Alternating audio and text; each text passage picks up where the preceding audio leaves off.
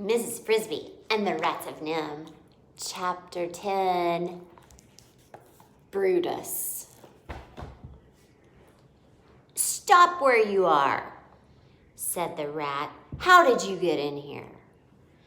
"I walked in," said Mrs. Frisby, keeping her voice calm with an effort. I found a branch with the thorns smoothed off. I pushed it back, and I found...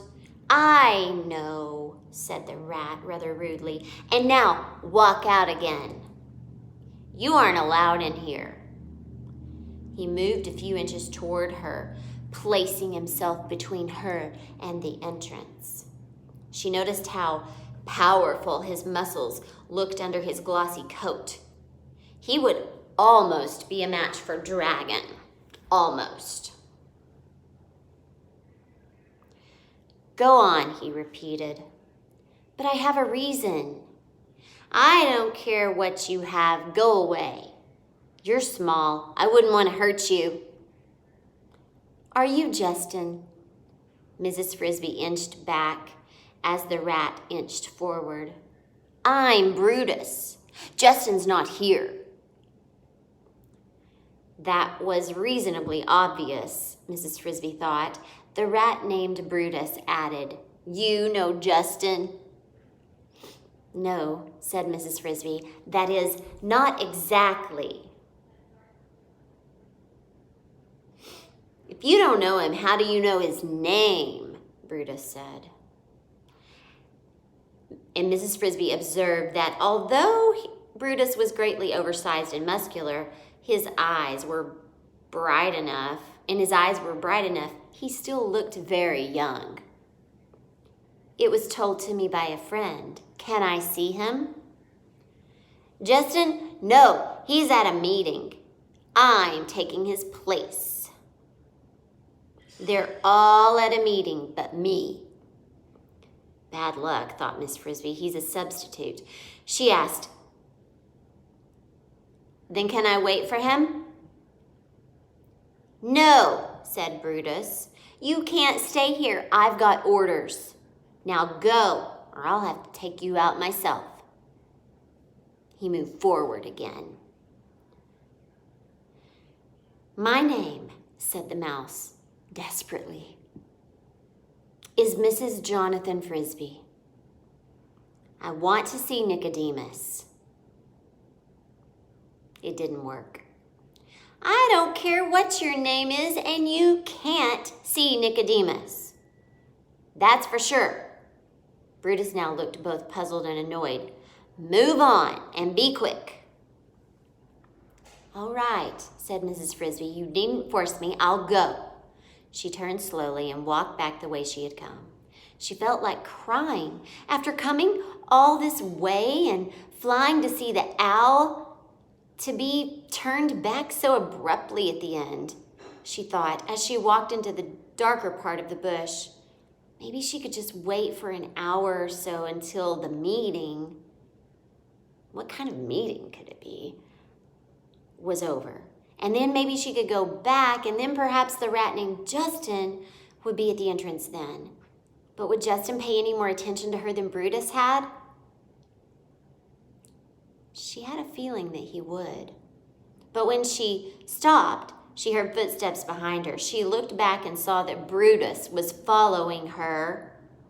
So she started again, hurrying to keep out of sight. After a while, she paused again and listened. And this time, there was no sound. He must have gone back to his post. She sat down on the ground. Then ahead of her, in the direction of the place where she had entered the bush, she heard a rustle. Faint scraping noise. It was the branch that she had pushed to get in. Someone else was moving it. Someone was coming in, walking along the narrow path toward her. It must be another rat. Suddenly she was terrified. What would he do meeting her unexpectedly in this dimness? She shrank to one side, as close as she could get to the wall of the thorns, hoping that whoever it was might go on past and not see her. Then he came around the curve and she saw him. It was her old friend, Mr. Ages. The white mouse. He was moving extremely slowly, and she realized that he was limping badly. One of his legs was injured, and it was wrapped up in splints and bandaged. "Mr. Ages," she called softly, "it's Mrs. Frisby." "Who?"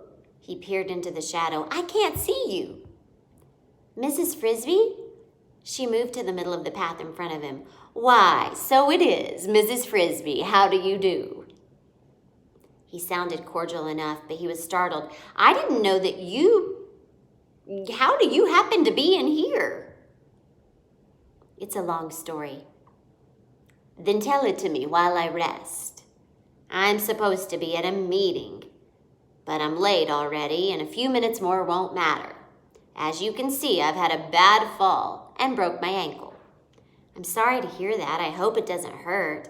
"It's mending, but I can walk, only slowly, and I need to rest often."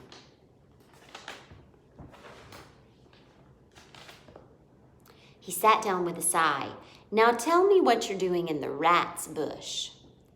Mrs. Frisby, who was wondering the same thing about him, told him as briefly as she could about Timothy, about Jeremy the owl, and Brutus. Mr. Ages sat in silence listening, interrupting only once.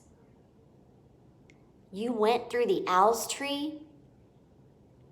"Yes, but I was afraid." I should think so. That took courage." "I had to do it." When she had finished her story, Mr. Ages sat quietly for a minute, considering it. "Poor Timothy," he said at last. "I should have thought of that myself, but of course when I gave you the medicine, the weather had not yet turned warm. Then I fell and broke my leg, and I forgot all about it." He stood up. "I think," he said, "that you should come with me back to the entrance." "But I can't. Brutus will still be there." "Mrs. Frisby, having done all that you have done, you're not going to give up now. I'll talk to Brutus." "You know him?" "I've known him since he was born. He's not very old, you know. I think he'll do what I ask." From the way he said this, Mrs. Frisby could tell that he merely did not just think it, but that he knew it. "But how?" "All right," she said doubtfully. "I'll try again, but I don't understand. How do you know Brutus?" "We had better move along," said Mr. Ages. They started back toward the entrance, Mr. Ages limping slowly. "As to how I know Brutus, that's a much longer story than yours, and I doubt I'm the one to tell it to you. It's for Nicodemus to say. But I will tell you this.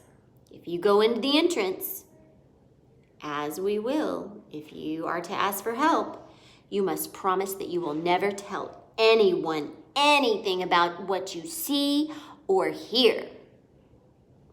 "I will promise," said Mrs. Frisby. She thought, and she figured she had no choice.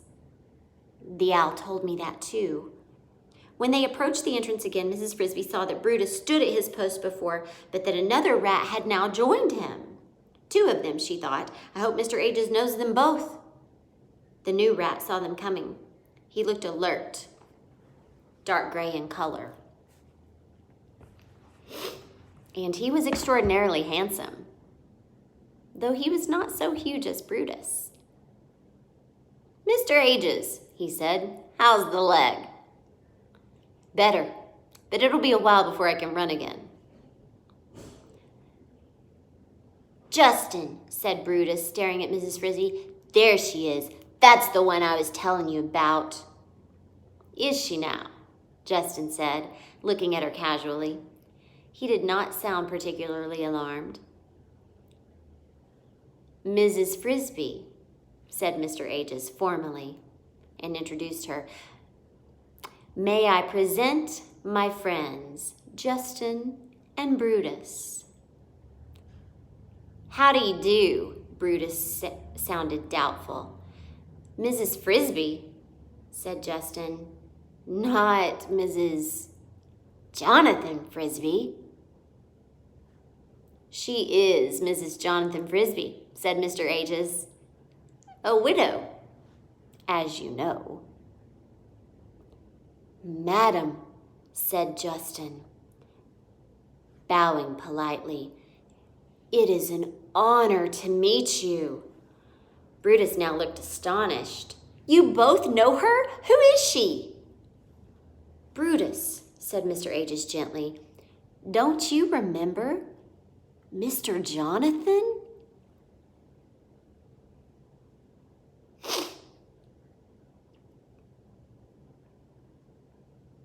Brutus wrinkled his brow. Mr. Jonathan? You mean the one dragon? Yes, said Justin quickly. And this is Mrs. Jonathan. Oh, said Brutus. Then to Mrs. Frisby, why didn't you tell me? I wouldn't have chased you off. Well, said Mrs. Frisby, I did try, but it doesn't matter. No, Mr. Aegis added, because on the way out, she met me coming in. She needs to talk to Nicodemus, and quickly. Brutus looked doubtful again. Nicodemus? But can she? I mean, how about the rules? What about the plan? Mr. Aegis said, that has been taken care of. She promised secrecy, and she is to be trusted completely. That I myself guarantee. After all, consider who she is. As an afterthought, he added, and who her children are. Who am I then? Mrs. Frisby asked herself in wonder. I suppose that too will have to come from Nicodemus. Mr. Aegis said to Justin, what about the meeting? It can't be over already. It was temporarily adjourned, said Justin, to wait for you. In fact, I was coming to find you. Then I suppose we better go in. Justin led the way through the arched entrance with Mrs. Frisby and Mr. Aegis following. Brutus remained outside at his post.